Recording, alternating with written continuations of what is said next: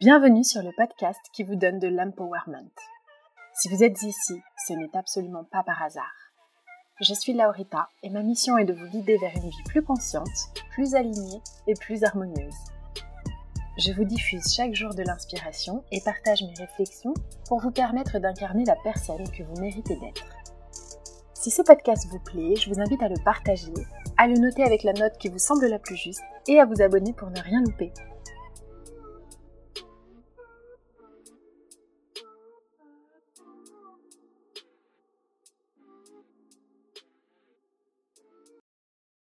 « 221. Vous savez ce que ça représente ? C'est le nombre moyen de déverrouillage de téléphone en France en 2019. 221 fois, en moyenne, on déverrouille son téléphone dans une journée. Pour regarder le mail de machin, pour envoyer une question à machine, pour prendre une photo, pour mettre un minuteur, pour consulter ses réseaux. Et après, on se plaint de ne pas être productif. Épisode un peu différent cette fois. Comment faire pour accroître sa productivité ? Vous savez que je fais 1000 projets en même temps et j'ai souvent cette question. Comment tu fais pour faire autant ? J'ai lancé une marque de maillots de bain menstruels en même temps que j'ai lancé mon podcast. Je gère mes réseaux sociaux. J'avais un job dans une agence de communication et je fais du coaching en entreprise.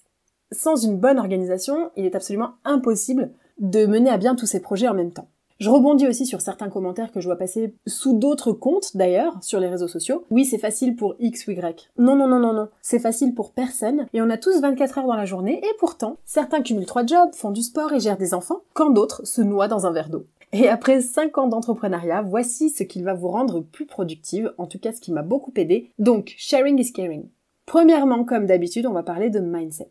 Il y a quelqu'un dans le monde qui a le même but que vous et qui travaille 2 fois plus que vous. C'est ce que je me dis chaque jour. Je me dis que le temps que je passe par exemple à scroller sur TikTok ou à faire des trucs qui ne servent à rien, en ce moment même, il existe des gens qui travaillent beaucoup plus que moi pour atteindre le même objectif. Ça m'aide à me focus et à me pousser un petit peu. Autre changement d'état d'esprit, il y a quelqu'un avec la moitié de votre potentiel qui réussit 1000 fois mieux que vous. C'est fou, vous avez un potentiel immense. Immense. Mais pour autant, certains le gâchent parce qu'ils s'auto-sabotent, parce qu'ils n'osent pas rêver grand, parce qu'ils sont inconfortables d'être inconfortables, etc. Vraiment, c'est ce qui vous empêche d'être successful. Vous devez tomber in love, amoureux fou de l'inconfort. Et vous devez aimer vous challenger parce qu'on ne devient pas successful les fesses dans son canapé. Troisième point, les rêves, les objectifs, les affirmations, la manifestation, etc. c'est très bien. Mais sans action, il ne se passe absolument rien. Je vous en parlais dans l'épisode sur la manifestation, on n'a rien sans rien, hein. Et même ce terme-là, revenu passif, archi faux. Le revenu est passif à partir d'un moment, mais avant ça, il va falloir faire des études de marché, réfléchir à une stratégie, etc., etc. Donc à la base, il n'a rien de passif. Pareil, vous n'habiterez jamais dans votre dream place si vous ne signez pas l'acte d'achat, par exemple. Les rêves sont des carottes, mais les actions sont le chemin qui vous y emmène. Ensuite, sur le chemin de la flemme et de la paresse, on obtient un seul résultat qui s'appelle les regrets. La flemme, je vous l'ai déjà expliqué dans l'épisode sur la motivation, c'est un problème de gens privilégiés. Quand on est flemmard, on n'obtient rien et on perd en estime de soi. C'est donc le pire cercle vicieux qui soit. Alors, on se lève, on se bouge les fesses, parce qu'on ne peut pas vouloir si peu. Quand je parle avec certaines personnes autour de moi, ça me fait mal au cœur de voir que il ou elle se complaise dans un quotidien médiocre, avec un job qu'ils n'affectionnent pas particulièrement, mais bon. La seule chose que vous retirez d'avoir été flemmard, c'est des gros regrets. Ce qui m'aide aussi parfois, c'est de penser à moi-même quand j'avais 15 ans. J'ai fait tous ces efforts pour devenir une adulte responsable et franchement, je me dois bien ça. Et si ça ne vous parle pas, vous pouvez aussi vous dire que vous allez aider votre futur vous. Ça passe même par des actions les plus simples. Je sais pas si ça vous est déjà arrivé, mais par exemple, un soir, vous êtes épuisé, vous mangez devant la télé, sur la table du salon, et vous allez vous coucher sans débarrasser. Le lendemain matin, mais quelle flemme de se taper la vaisselle de la veille, et que la première chose à faire dans sa journée, c'est ça, la vaisselle, nettoyer une table, etc. Mais quel enfer. Donc chaque soir, mon moi du jour en question fait le cadeau à mon moi du lendemain de lui proposer une table propre et rangée et un appartement et un environnement décent. Et c'est pareil pour tout. On est le résultat des choix qu'on a fait il y a 6 mois et je pense que mon moi de dans 6 mois serait trop saoulé si mon moi d'aujourd'hui décidait de garder ses kilos de grossesse, de s'abrutir devant des TV shows ou de ne pas poursuivre ses rêves. Donc faites ça pour votre vous du futur. Autre état d'esprit à changer, c'est que l'échec, c'est simplement ne pas essayer. Tant qu'on continue d'essayer, on n'a pas échoué. Parfois, je dis ça à ma fille. Elle me dit qu'elle n'arrive pas à méditer. Mais tant que tu essayes, tu n'as pas échoué. On échoue que quand on abandonne. Voilà, ceci étant dit, je sais que vous aimez les exemples concrets et les trucs faciles à mettre en place dans votre quotidien, donc here we go. Numéro 2, les astuces. On va travailler avec des objectifs faciles. Avoir des rêves, c'est top, mais il faut surtout les diviser en petits objectifs, sinon on se sent comme devant une montagne. Donc chaque jour, faire une petite action qui vous rapproche de votre gros objectif final, c'est la base. Exemple, vous voulez acheter un appart. Première semaine, vous devez programmer, 3 visites. Jour 1, recherche et sélection de différents appartements. Jour 2, on peaufine. Jour 3, on appelle pour avoir une visite et avoir des infos. Jour 4, on rassemble les pièces pour un dossier. Jour 5, on continue de constituer le dossier, on appelle la banque ou que sais-je, etc. Ainsi, chaque jour, on se rapproche de son objectif final et donc on avance. Deuxième action à mettre en place, c'est d'avoir un pourquoi solide. Pourquoi vous voulez faire ce que vous voulez faire? Pourquoi vous voulez obtenir ce que vous voulez obtenir? Est-ce que c'est pour les bonnes raisons? Par exemple, vous voulez devenir,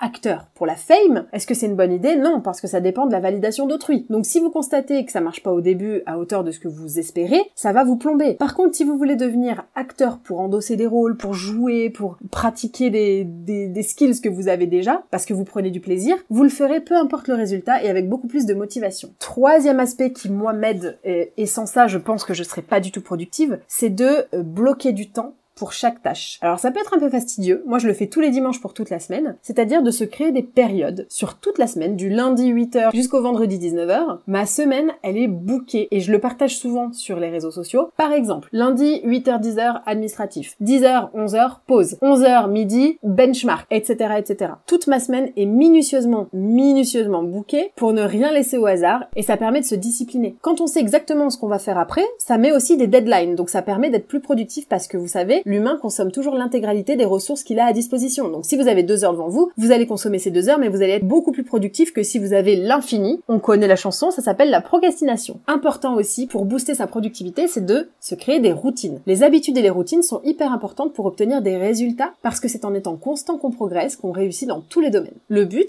c'est que le cerveau soit dans sa zone de confort sur certaines tâches sur lesquelles ça serait pas vraiment de la valeur ajoutée de réfléchir, qu'il soit en état de flow, pour que pour lui ce soit naturel et facile sur certaines choses. Par exemple, chaque matin, je fais 45 minutes de sport. C'est une routine, j'ai même pas besoin de me demander si j'ai envie ou pas. Je réfléchis pas de façon mécanique et machinale, je me lève et je fais mon sport. Ça permet d'éviter de prendre de la place dans l'esprit et d'alourdir sa charge mentale. Les routines évitent au cerveau de réfléchir et donc lui laissent le loisir de se concentrer sur ce qui compte réellement. Et j'ai même envie de vous dire qu'une routine, ça peut même aller parfois jusqu'à la tenue vestimentaire. On pense à Steve Jobs, qui n'avait dans sa garde-robe que des jeans et des cols roulés noirs pour éviter d'avoir à réfléchir comment s'habiller parce qu'il avait bien trop à penser dans sa vie. Autre astuce, qui aide beaucoup, c'est de rassembler les tâches, c'est-à-dire qu'on fait les mêmes tâches ou même genre de tâches ensemble. Par exemple, dans mon cas, chaque lundi, j'enregistre des podcasts, des réels, etc. et j'enregistre tout mon contenu. Parce que je me suis pimpée, parce que je sais que je suis plus productive le lundi, etc., etc. Mardi, j'ai un peu une baisse de motivation, donc j'écris des podcasts, je fais des recherches, j'écris des posts Instagram, etc. Donc, lundi, enregistrement, mardi, écriture, etc., etc. Et quand on utilise la même partie du cerveau, on améliore ce qu'on appelle le workflow, c'est-à-dire le flow de travail, parce que le cerveau, du coup, n'a pas besoin de changer radicalement d'activité. Le dimanche, par exemple, dans ma vie, c'est la préparation. Préparation de mes repas, préparation de mon calendrier, préparation de mes courses, etc., etc. Autre point, et là je sais qu'on va être nombreux, c'est d'arrêter de dire oui à tout et à tout le monde et de répondre à tout le monde. Parce que quand on dit oui à tout, qu'on rend service à tout le monde, on met trop d'efforts dans l'extérieur et pas assez dans ce qu'on veut obtenir. Surtout que ça nous envoie un message comme « je ne suis pas assez importante pour dire non à cette personne, pour décliner cet événement ». On a le droit de dire non parce que les bonnes opportunités vont venir et on n'est pas obligé de dire oui à tout. On est un sac Chanel, d'accord? Ensuite, et ça je pense que peu de personnes le font, moi je le fais depuis très peu de temps, c'est de prévoir du temps pour la procrastination. Par exemple, je vous l'ai dit tout à l'heure, le dimanche pour moi c'est de la programmation de ma semaine, mais il y a aussi du temps libre. Et c'est du temps qui, si par exemple j'ai procrastiné des activités ou du travail pendant ma semaine, je vais le rattraper sur le dimanche. Et donc garder du temps pour rattraper le retard, c'est pas mal. Et surtout, ça permet dans la semaine de me trouver une motivation et je me dis ok, il faut absolument que je fasse cette tâche maintenant parce que j'ai pas du tout envie de le faire dimanche. Forcément, je vais avoir envie d'être au max pendant la semaine pour pas avoir un dimanche horrible. Autre chose qui tue la productivité, c'est le fait de se comparer. Vous êtes assez comme vous êtes. On se compare aux autres, à leur succès, et ça nous maintient dans le mindset de pénurie. On croit qu'on mérite pas nos objectifs, qu'on travaille trop, qu'on manque de clarté, on se sent derrière, on se sent en retard, on se sent en retrait, on met trop de temps par rapport à lui ou par rapport à elle, et donc on ne kiffe pas sa vie. On n'ose pas prendre du temps pour soi, on a peur que du coup ce soit du temps perdu, et c'est complètement contre-productif de ne pas s'accorder de temps de qualité, parce que pour sa santé mentale, c'est hyper important.